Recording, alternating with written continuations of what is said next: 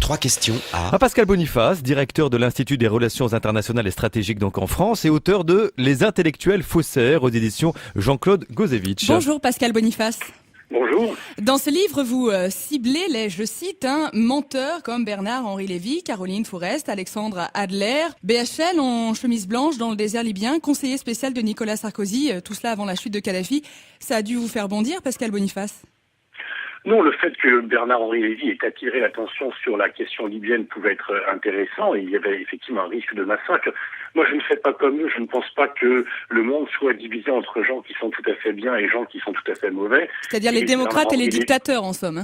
C'est un peu ça. Et Bernard-Henri Lévy peut parfois être utile. Dans l'affaire libyenne, il a eu un rôle d'agitation et de prise de conscience intéressant, même si, fort heureusement, on ne l'a pas suivi lorsqu'il voulait intervenir sans mandat de l'ONU. Ça aurait été une catastrophe, on aurait été ridiculisé, on n'aurait pas pu tenir.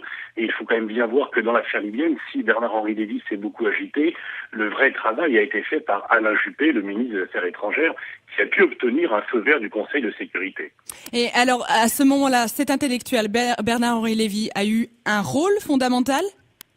Il fallait l'écouter? Écoutez, oui, il a eu un rôle pour saisir Nicolas Sarkozy et faire bouger la France. Alors, ceci étant, une fois encore, heureusement qu'il y a eu un feu vert du Conseil de sécurité, sinon nous aurions été extrêmement démunis.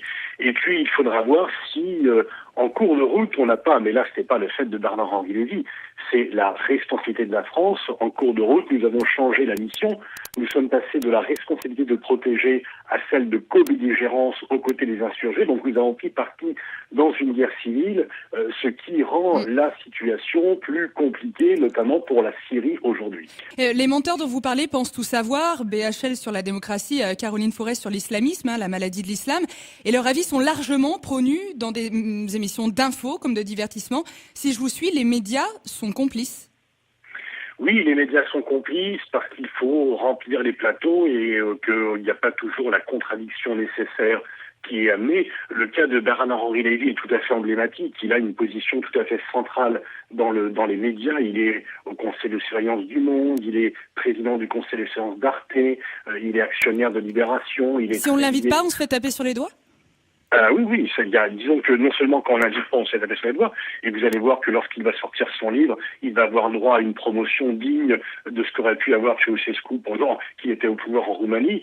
Et pire encore, c'est que ceux qui osent le critiquer doivent subir sa rancœur et sa colère, et doivent subir des sanctions professionnelles. Donc au-delà de ces appels à la démocratie, à la liberté, on peut dire que Bernard-Henri Lévy n'est pas seulement un faussaire, c'est également un censeur. Pascal Boniface, vous êtes aussi un homme respecté dans le domaine, dans le vôtre, dans votre domaine donc des relations internationales. C'est votre cas, vous êtes invité aussi, mais beaucoup moins. Pourquoi? Oui, je ne me plains pas. Enfin, il y a des gens qui ne m'invitent pas parce qu'ils n'aiment pas les positions, mais je ne suis pas loin de là banni des médias. On peut être en accord ou en désaccord avec moi. Je ne crois pas que l'on puisse dire que je mente sciemment pour plaider une cause. Moi, je regarde le monde tel qu'il est et j'essaie de le décrypter. Je n'ai pas d'agenda personnel ou d'agenda à cacher.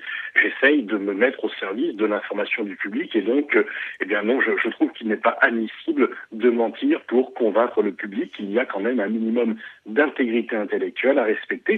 Et je veux dire, quand les intellectuels se mettent à mentir, ils trahissent le public leur fait de moins en moins confiance et il y a une coupure entre les élites et le public qui conduit aux populistes que les mêmes dénoncent par ailleurs. Sur quoi ils mentent? Donnez-nous un exemple qu'on pourrait tous connaître. Écoutez, les exemples sont très nombreux. Ils sont à profusion dans le livre et donc il est un peu difficile de tirer un exemple parce que j'ai justement pris à chaque fois des citations des uns des autres pour montrer qu'ils étaient en non-cohérence avec la réalité. Pour prendre un exemple parmi d'autres, quand des experts stratégiques nous ont dit qu'il y avait des armes nucléaires en Irak et que cela justifiait une guerre, ils ont menti sciemment. Et tout le monde sait que c'est faux aujourd'hui.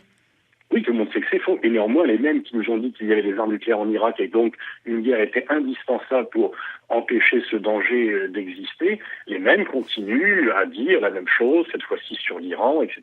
Ça, c'est un problème. Encore, il peut y avoir un vrai débat sur la nature du régime irakien, il peut y avoir un vrai débat sur l'ingérence, sur le changement de régime, oui. Mais mentir sciemment en disant qu'il y a des armes nucléaires alors que, de toute évidence, il n'y en avait pas, là, c'est tout à fait autre chose. Et ça justement, c'était de l'ignorance ou un vrai dessein de manipulation de l'opinion?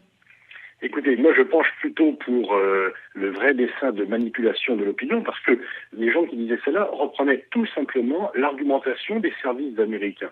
Et donc, soit ils n'ont pas exercé leur sens critique, ce ne sont pas des vrais experts, soit ils sont des manipulateurs, et dans les deux cas, en tous les cas, ils ne méritent pas le titre d'expert. Pour terminer, Pascal Boniface, donc dans votre livre Les intellectuels faussaires, quand on le referme, on a un peu de doute sur ce qu'on va voir maintenant à la télé ou entendre à la radio. Est-ce qu'on peut croire encore aujourd'hui les intellectuels, les experts, les spécialistes ?